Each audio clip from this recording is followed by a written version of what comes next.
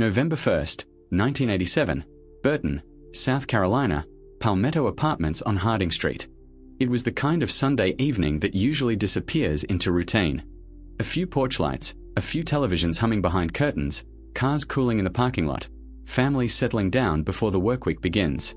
Margaret G. Schuler was 34 years old, a mother, and that night she was doing something ordinary enough that nobody would have warned her against it. She left her apartment to do laundry near the shared laundry area.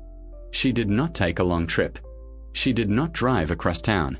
She walked a short distance inside the place she lived, in a complex where neighbors crossed paths every day.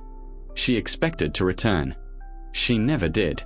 If you want the full story of what happened next, how the case went cold, and why it exploded back to life almost 4 decades later, subscribe to the channel, because this case is a clear example of how time does not protect violence anymore, not when evidence can survive and science can learn to read it. Margaret did not come back from the laundry, and her daughter, only 12 years old, waited and waited until the absence became loud enough to fear. The child went out to look for her mother and found her under a tree near the laundry area, lying in a pool of blood. That discovery was not a rumor or a later embellishment. It was one of the central facts that stayed fixed while everything else shifted across the decades, because it defined the cruelty of the crime and the shock that hit the community all at once. A mother dead within steps of home, and a child forced into the worst moment imaginable. Deputies arrived, the scene was secured, and the first urgent question was the simplest and the hardest. Who could do this here, right here, in a place that was supposed to be safe? Investigators later narrowed the likely window of the shooting to a short stretch of time that evening, and an autopsy confirmed the manner of death as homicide, with death caused by a gunshot wound and severe blood loss. In the early hours, investigators did what investigators always do. They spoke to people. They tried to reconstruct movements. They looked for anyone who might have been outside, anyone who might have heard something, anyone who might have seen a figure moving through the shadows between buildings. In a modern case, there might be a camera in a hallway, a phone location record, a digital trail. In 1987, there was none of that. There was the scene, the physical evidence, and the memory of whoever happened to be awake. And yet, even in 1987, the crime scene held something rare, something that would become the backbone of everything that happened later. A trail of blood leading away from the laundry area. Detectives believe the attacker had been injured during the murder, because blood was tracked from the laundry room toward the far end of the apartment units. In that moment, it was a clue, not a solution. It suggested direction and injury. It suggested that the killer did not leave untouched. It suggested panic, haste, and a need to escape before anyone came out to investigate the sound of gunfire. But it still did not produce a name. The case moved forward on interviews and instincts, on local knowledge, on who might have been angry at whom, who had a record, who had a temperament, who had a reason. People talk after a murder. Someone always says they saw a strange car. Someone always says a man looks suspicious. In a tight community, suspicion spreads quickly and sometimes lands on the wrong person. Investigators chased leads, but they could not tie the evidence to a specific individual with the certainty required to charge and convict. That is how a homicide becomes a cold case. Not because everyone stops caring, but because caring is not enough when the gap between what happened and what can be proven remains too wide. Margaret Schuler's murder stayed in the files while her family lived inside the absence. Her husband, Joseph Schuler, had been away on assignment at the time, serving in the United States Navy, and he returned to a life permanently split into before and after. The community carried the memory, too, because a murder like that does not stay contained. It changes how women walk at night. It changes how parents think about sending a child out alone. It changes the way a quiet complex listens to its own silence. 2 years passed, then another development surfaced that should have been a turning point. In 1989, workers clearing a construction site for a hotel near Highway 21 and Robert Smalls Parkway unearthed a French-made pistol. It had been buried and forgotten, hidden in the kind of place where metal and dirt swallow evidence until accident brings it back up. Ballistics testing tied that pistol to the murder of Margaret Schuler. That meant investigators now had what many cases never get: a weapon connected to the killing. But a gun, even when confirmed, is still only an object unless it can be traced to a hand. If the firearm had been purchased legally and registered, a paper trail might have helped. If it had been used in another crime, a match might have surfaced. If fingerprints had been clean and usable, a comparison might have worked. But the years had passed, and the practical reality remained. Even with the weapon, investigators still did not have the person. The case remained unsolved, the evidence boxed and preserved as best as procedures of that time allowed, and the decades began to stack. The 1990s came and went. The names of early persons of interest faded into old notes. Some witnesses moved. Some died. People forget details. Memories rot at the edges. Yet one thing does not forget. Biology does not forget. The blood trail that detectives believed belonged to the wounded assailant had been collected, and the science that could interpret it kept evolving. Years later, when DNA profiling became more powerful and more routinely used, investigators returned to the evidence. By 2005, analysts were able to develop a DNA profile from biological material connected to that blood trail, and it belonged to an unknown male. That profile was entered into a national database system used for comparing crime scene DNA to profiles from known individuals. At that time, there was still no match. A database cannot identify a person who is not inside it. But the profile itself mattered because it transformed the case from a narrative of suspicion into a case anchored by a genetic fingerprint, a silent identifier waiting for the right comparison. Over time, as investigators rechecked leads and compared DNA, that unknown profile helped eliminate original persons of interest. People were excluded. The circle tightened. Yet the center remained empty. The unknown male stayed unknown. And that is the cruel paradox of many cold cases. The closer you get, the more you realize you are still missing the one thing that matters. For the family, the years were not an abstract number. They were birthdays without a mother, holidays with an empty chair, a daughter growing up with a memory that never healed, walking out into the night, looking for her mother, and finding her dead. The long silence of an unsolved murder does not stay quiet inside a household. It echoes. It changes relationships. It changes trust. It changes the way a child becomes an adult. The case sat there until the modern era arrived with a tool that did not exist when Margaret died. Genetic genealogy. This method does not require a suspect already stored in a criminal database. It can work by detecting relatives, connecting distant biological links, and building family lines until a name emerges that makes the genetic math make sense. In 2019, investigators pushed the case into that new territory. DNA evidence was sent for advanced analysis, and genetic genealogy work began, supported by researchers who spent countless hours tracing possible family connections. Composite sketches were produced to illustrate how the unknown male might have appeared at different ages, a visual attempt to give the faceless profile a human shape. The work was slow, methodical, and unforgiving. Genetic genealogy does not hand out answers like a vending machine.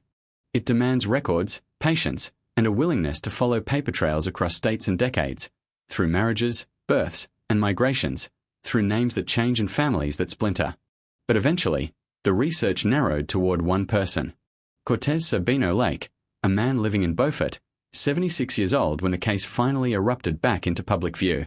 Investigators determined that Lake lived in the Palmetto apartments at the time of the murder, not across town, not in a distant county, but in the same complex, within a short walking distance of the laundry area. The proximity mattered because it made the crime less like an external intrusion and more like a predator operating in familiar territory, close enough to understand routines, to know which paths were dark, to know who lived alone, to know when someone might step out briefly and be vulnerable.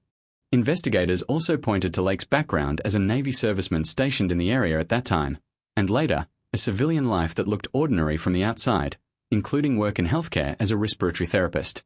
That contrast, the alleged violence of 1987 and the normalcy of decades afterward, is one reason cold case arrests hit communities like a second shock. People do not only grieve the victim. They also grieve their own assumptions about safety and about who can live among them unseen. Once investigators had a likely suspect, they still needed the one thing that turns a name into a case. A direct DNA comparison. Genetic genealogy points. It suggests. It narrows. But a charge requires confirmation. Investigators obtained a DNA sample from Lake during an interview, and laboratory analysis matched his DNA to the unknown male profile developed from the blood evidence tied to the original blood trail. That match was presented as the central forensic link connecting Lake to the crime. Nearly 4 decades after the murder, the evidence finally had a person to attach to. On November 18, 2025, investigators served an arrest warrant for murder and took Lake into custody. The public saw the headline, but what mattered in the background was the timeline that led there. A mother killed on a Sunday night in 1987, a blood trail that suggested the attacker was injured, a murder weapon recovered 2 years later, decades of frustration, a DNA profile developed years after the crime, eliminations of early suspects, then genetic genealogy that built a bridge from an unknown profile to a living person, and finally the confirmation match that allowed an arrest. It is also important to understand what a charge does and does not mean at this stage. A charge is not a conviction. A charge is the beginning of the courtroom phase, where defense attorneys can challenge chain of custody, laboratory methods, and interpretation. In a cold case, those battles can be fierce because the evidence has lived a long life in storage, passing through hands and procedures that must be documented cleanly. Prosecutors will aim to show that the biological evidence was preserved, that the profile was reliable, that the match is valid, and that the surrounding circumstances support the conclusion. The defense will aim to create doubt, to question contamination, to question assumptions about the blood trail, to question whether proximity equals opportunity, and to question whether old evidence can be trusted decades later. Those legal realities do not erase the moral weight of the case, but they shape what comes next. Another detail that surfaced publicly during the renewed attention was investigators' belief about motive. They indicated that sexual assault was believed to be the motive, a statement that reframes the crime not as a spontaneous dispute or a targeted hit, but as predation, as an attack driven by the decision to exploit vulnerability. That belief, if proven, would also explain the setting. The laundry area, a place where a woman may be briefly alone, focused on a task, not expecting danger within steps of her door. It also adds another layer to the horror experienced by the daughter, who found her mother not just killed, but potentially victimized in a deeper way, although those details, if present, would be argued and defined in court rather than in rumor. As the legal process unfolded, there were also reports that Lake later posted bond and was released while still facing the charge, which is another point that often shocks the public, because people assume an arrest means permanent custody. In reality, the system distinguishes between accusation and conviction, and the court sets conditions based on legal standards. For a victim's family, that can feel like a second injury, because they have waited decades and want the world to reflect the severity of what happened. But the deeper truth of this story is not only the arrest. It is the transformation of evidence across time. In 1987, detectives could see blood but could not translate it into identity. In 1989, they could hold a murder weapon but could not assign it to a person. In 2005, they could generate a DNA profile but could not match it to anyone in the database. In 2019, advanced analysis and genetic genealogy began building a road toward a name. In 2025, that road reached a direct comparison and an arrest. The past did not change. The science did. And that is why the message of the case is bigger than Beaufort County. It is a warning to anyone who believes time is a shield. Time is now a trap. Every year that passes does not just bury a case. Sometimes it preserves it. Sometimes it keeps the evidence intact long enough for technology to catch up. Margit G. Schuler's life began far from South Carolina. She was born in Hungary, trained and worked as a nurse, married, became a mother, and immigrated to the United States in the early 1980s, building a life that blended the hope of a new start with the reality of military family movement. When she died, the crime did not just end her life. It detonated a family structure, leaving a daughter with trauma and a husband with grief that carried through decades. When the case finally reopened with new power, investigators spoke not only about lab breakthroughs, but about persistence, about not forgetting, about the fact that a file is not dead just because it is old. That is the emotional core of why cold case arrests draw such intense attention. They restore the idea that somebody's death mattered enough for the system to keep trying, even when the chances look small. And yet, there is also a hard, uncomfortable truth that sits inside this timeline. If investigators' accusation is correct, then the person they now charge did not vanish after the crime. He lived. He aged. He worked. He walked streets like everyone else. He blended into the background, and year after year the world treated him as a normal man, while one family lived with a permanent wound. That contrast, the normal life next to an unresolved murder, is what makes the ending feel unreal. It forces a question that always appears in cold cases. How many people around us carry secrets that only time and technology can uncover? The final chapter is not written yet. Courtrooms decide guilt. Evidence is tested. Claims are challenged. But regardless of the outcome, The case has already proven one thing with brutal clarity.